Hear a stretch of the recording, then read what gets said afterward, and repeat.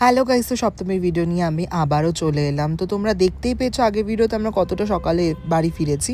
তারপরের দিন আবারও আমরা রেডি হয়ে বেরিয়ে পড়লাম। গাড়িতে আমরা অ্যাজ ইউজুয়াল গান চালিয়ে ফান করতে করতে যাচ্ছিলাম। আর দেরি না করে আমরা যেহেতু অনেকটাই লেটে বেরিয়েছি, আমরা চলে গেলাম জিশানে ডিনারে। হাই সাই, এই যে এটা আমাদের সাই, আর এখানে ছিল হচ্ছে দলুদি। তারপরে আমরা ভেতরে অনেকটু ওয়েট করার পর চলে গেলাম। আমরা একটু ফটো ভিডিও করে নেওয়ার পরে প্রচুর খাওয়ার দাওয়ার চলে এলো।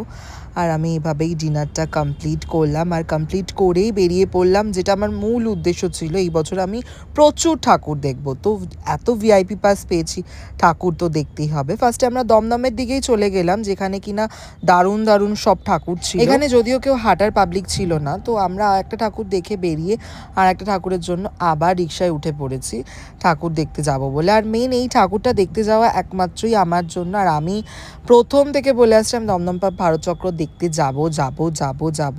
তো যদিও তার ভিআইপি পাস ছিল, তো ফাইনালি আমরা গিয়ে পৌঁছালাম। ভিআইপিতেও এত লাইন।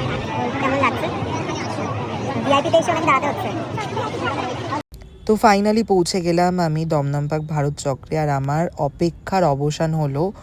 প্রচুর প্রচুর ভিড় ছিল, প্রচুর মানে প্রচুর ভিড়, তোমরা দেখতেই পাচ্ছ। আর ভেতরের অ্যাম্বিয়েন্সটা জাস্ট অসাধারণ, পিসফুল একটা অরা থিম ছিল। আর তার আশেপাশের যা যা আরও দমদমের ভালো ফেমাস ঠাকুর সবকটা দেখে আমরা বেহালার দিকে রওনা দিলাম। অনেকটাই লেট হয়ে গেছিলো, যদিও প্রায় ভোর হতে যাচ্ছিল। তো যদিও ভিআইপি পাস ছিল আমাদের কাছে, একটা তো আমাদের লাইন দিতে হয়নি বেহালার একটা ঠাকুরেও। এটাও খুব সুন্দর থিমটা ছিল। তো ভোর হয়ে গেছে, ভেবেছিলাম এরপরেই একটা দুটো ঠাকুর দেখে বাড়ি চলে যাব, কজ পরের দিনই অষ্টমীর অঞ্জলি, তো তাড়াতাড়ি বাড়ি ফিরতেই হবে। তো বরিশা ক্লাবে চলে গেলাম। এটাও একটা আমাদের এখানকার ফেমাস ঠাকুর, তোমরা সবাই জানো। হ্যাঁ, তো ওটা দেখে বেরিয়েই আমরা সকাল সকাল চলে গেলাম মুদিয়ালির প্যান্ডেলটা দেখতে।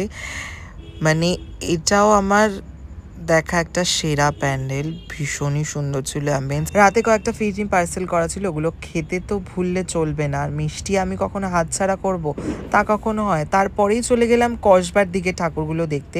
আমার কাছে আর বেশি ক্লিপস ছিল না, তাই আমি দিতে পারলাম না, শোগুলো অফ হয়ে গেছিলো। এটাও একটা ইউনিক থিম ছিল। আর আমাদের ফিরতে ফিরতে প্রায় 8টা, এভাবেই সপ্তমী কাটিয়ে অষ্টমী পড়লো।